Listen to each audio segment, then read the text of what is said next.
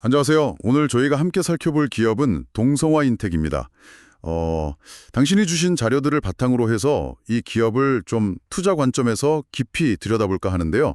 어떤 사업을 하고 있고 재무 상태는 괜찮은지, 또 앞으로 성장 가능성은 얼마나 될지, 뭐 위험 요인은 없을지 이런 것들 중심으로 한번 파헤쳐 보겠습니다. 네, 좋습니다. 특히 그 LNG 분야에서의 입지가 워낙 탄탄하고 또 최근에 친환경 신사업 쪽으로도 움직임이 있어서 투자자 입장에서 여러모로 좀 따져볼 부분이 많은 기업이죠. 주신 자료들 보면서 투자 매력도를 한번 같이 평가해 보시죠. 좋습니다. 그럼 먼저 동성화인텍, 이 회사가 정확히 뭘 하는 회사인지부터 좀 짚어보죠. 그 LNG 운반선용 초저온 보냉제 전문 기업이잖아요. 특히 폴리우레탄, 그 PU 단열재가 주력이고요. 맞습니다. 이게 그 영하 163도의 초저온 LNG를 운반할 때 가스가 새는 걸 막아주는 핵심 부품이거든요.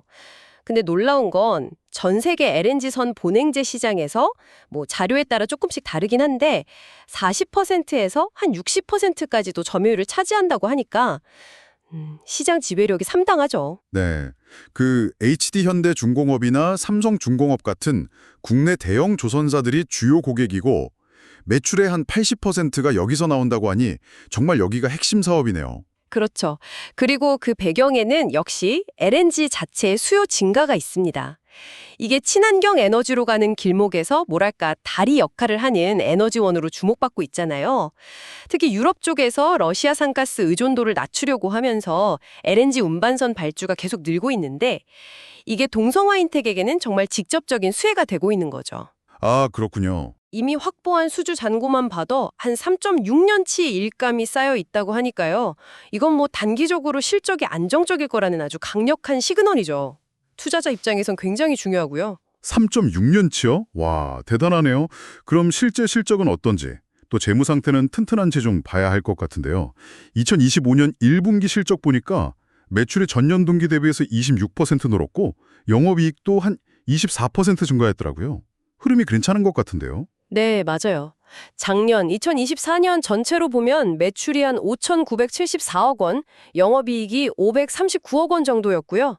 꾸준히 성장하는 모습이죠. 재무 건전성은 어떤가요?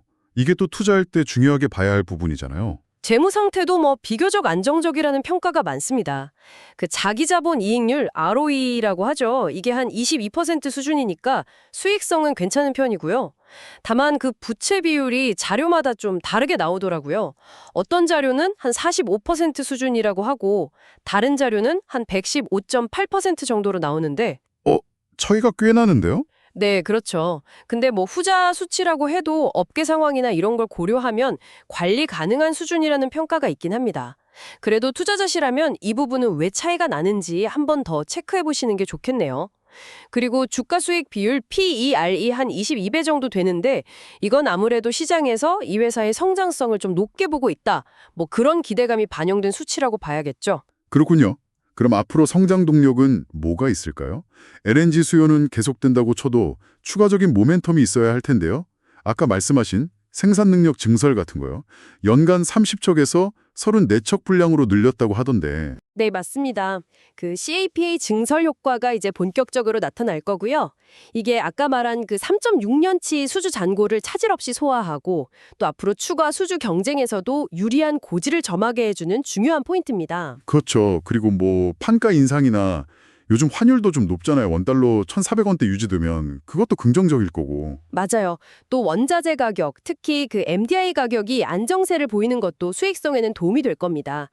이런 것들 다 고려하면 올해 2025년에는 매출이 한 7천억 원 초반대까지 가지 않을까, 전년 대비 한 26% 이상 성장할 거다, 이런 전망들이 나오고 있는 거죠. 와, 성장세가 정말 가파르네요. 근데 더 길게 보면 역시 그 친환경 신사업 쪽을 주목해야 합니다. 이건 뭐 단순한 LNG 사이클을 넘어서는 성장 동력이 될 수 있거든요. 아, 그 폐냉매 회수, 정제 설비 말씀이시죠? 연 120톤 규모라고 했던 것 같은데. 네, 그건 이제 시작이고요. 앞으로 암모니아나 액화수소, 또 액화이산화탄소 같은 이런 미래 에너지 운반이나 저장 기술 쪽으로 사업을 확장하려는 계획을 가지고 있어요. 2029년까지 신사업 비중을 전체 매출의 20에서 25%까지 끌어올리겠다는 목표인데 이게 달성된다면 LNG 경기에만 의존하는 위험을 줄이고 또 ESG 관점에서도 좋은 평가를 받을 수 있겠죠.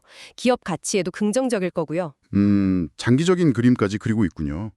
하지만 뭐 투자에 위험이 없을 수는 없겠죠. 어떤 점들을 좀 주의해야 할까요?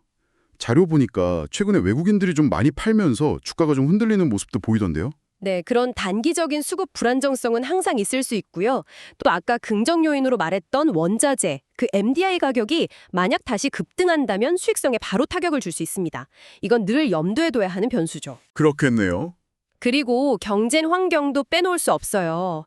국내에 한국카본이라는 아주 강력한 경쟁사가 있잖아요. 기술력 우위를 계속 지키고 시장 점유율을 방어하는 게 중요할 겁니다.